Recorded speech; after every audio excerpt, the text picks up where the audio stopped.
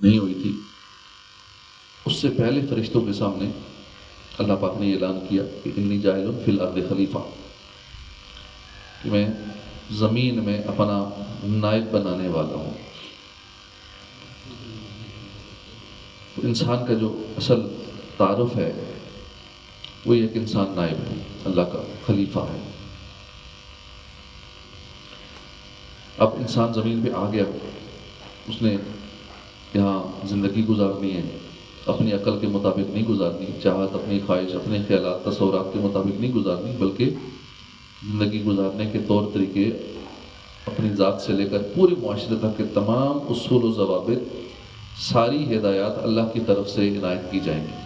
اور ایسا ہی ہوا، اللہ پاک نے نبی بھیجے، کتابیں نازل فرمائیں، اور سب سے آخر میں اپنے محبوب نبی رسول ہاشمی صلی اللہ علیہ وسلم کو بھیج کر آپ پر اپنا آخری کلام قرآن مجید نازل فرما کر ہدایت کا سلسلہ مکمل فرما دیا انسانوں کے لیے۔ اب انسان کے لیے، انسان کے پاس یہی مکمل دستور ہے۔ اب ہم اپنی ذات کے لحاظ سے، گھر بار کے لحاظ سے، کاروبار کے لحاظ سے، رسم و رواج کے لحاظ سے، پورے معاشرے کے لحاظ سے، بس کسی بھی لحاظ سے اپنی عقل، اپنی سوچ، اپنے جذبات، اپنے خیالات کے نہیں، بلکہ اللہ کی طرف سے عطا کی گئی اس ہدایت کے پابند ہیں۔ اللہ پاک فرماتا ہے فَمَن تَبِعَ هُدَايَ فَلَا خَوْفٌ عَلَيْهِمْ وَلَا هُمْ يَحْزَنُونَ وَالَّذِينَ كَفَرُوا وَكَذَّبُوا بِآيَاتِنَا أُولَٰئِكَ أَصْحَابُ النَّارِ هُمْ فِيهَا خَالِدُونَ۔ تو جو میری ہدایت کی پیروی کریں گے انہیں نہ کوئی خوف ہوگا، نہ غمگین ہوں گے، اور وہ جو کفر کریں گے اور میری آیتوں کو جھٹلائیں گے وہ دوزخ والے ہوں گے، اور ہم فیہا خالدون، ہمیشہ اس میں رہیں گے۔ اس آیت کا خلاصہ ہے کہ آدم اور حضرت حوا علیہ السلام جب جنت سے چلے تو انہیں یہ خبر نہ تھی کہ آیا ہم ہمیشہ کے لیے جا رہے ہیں یا پھر کبھی یہاں واپس جنت میں آنا نصیب ہوگا۔ ان کے اطمینان کے لیے فرمایا کہ اب تو تم سب جنت سے اتر کر زمین پر جاؤ، وہاں تم پر ہماری نظر عنایت رہے گی، ہم تمہارے یعنی آپ کی اولاد کے پاس اپنی ہدایت یعنی انبیاء، کتابیں، پھر انبیاء کے نائب، علماء، مشائخ بھیجیں گے۔ بس اے آدم علیہ السلام، آپ کی اولاد میں سے جو ہماری ہدایت کے مطابق عمل کرے گا اس کو نہ کوئی آئندہ خوف ہوگا، نہ غم گزری ہوئی عمر سے کوئی غم ہوگا، بلکہ وہ دونوں عالم میں شاد اور خوش و خرم رہے گا۔ اور جو ہماری ہدایت کو دل سے نہ مانے گا، ہماری کسی نشانی، کسی آسمانی کتاب یا کسی نبی کا انکار کرے گا، بلکہ جانوروں کی طرح کھانے پینے، دنیا کے مزے اڑانے کو ہی اپنا اصلی مقصد سمجھ لے گا، وہ ہمیشہ دوزخ کی آگ میں جلے گا اور کبھی بھی وہاں سے نہ نکل سکے گا۔ تو ان آیت کریمہ میں ہمیں واضح سبق دیا گیا کہ ہم اولاد آدم ہیں، یعنی وہ ہستی جنہیں اللہ پاک نے اپنا خلیفہ بنا کر زمین پر بھیجا، ہم ان کی اولاد میں سے ہیں۔ ہم اس دنیا میں بالکل آزاد یا بے لگام نہیں ہیں، بلکہ ہمارے لیے یہاں زندگی گزارنے، خود کو، اپنے گھر کو، اپنے معاشرے کو سنوارنے کے لیے باقاعدہ ہدایت دی گئی۔ قرآن مجید کی صورت میں، دین الہی کی صورت میں ہمارے لیے مکمل ضابطے اور اصول بیان کیے گئے۔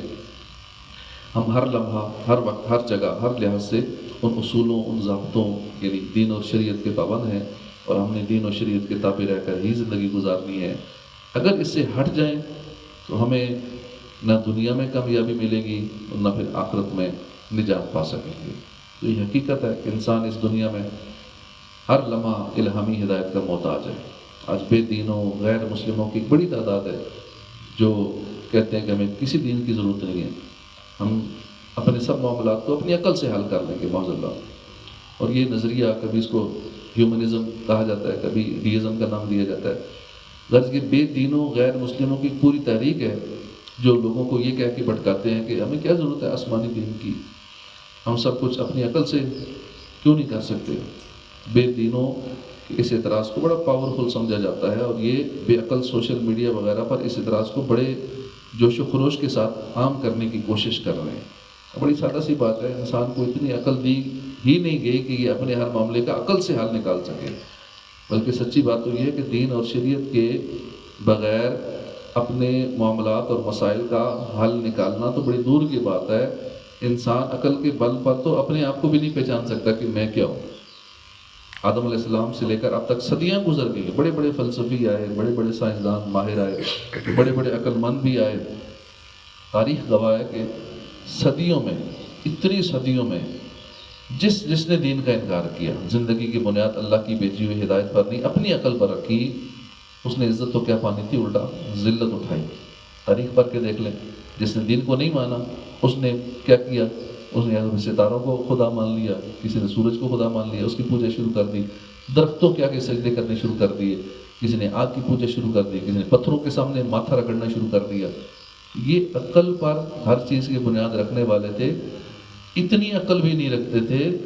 کہ اپنے ہاتھوں سے آگ جلائی اور اس آگ کی عبادت کر رہے، اسی آگ کی پوجا کر رہے۔ وہ کیسے عبادت کے لائق ہو سکتی ہے کہ جس کو اپنے ہاتھوں سے جلایا گیا؟ تو یہ الٹے بے وقوف ایسی حرکتیں انہوں نے شروع کر دی کہ جس نے اپنی عقل سے معاملات سارے شروع کیے۔ اللہ پاک عمل کی توفیق عطا فرمائے، آمین بجاہ نبی الامین صلی اللہ علیہ وسلم۔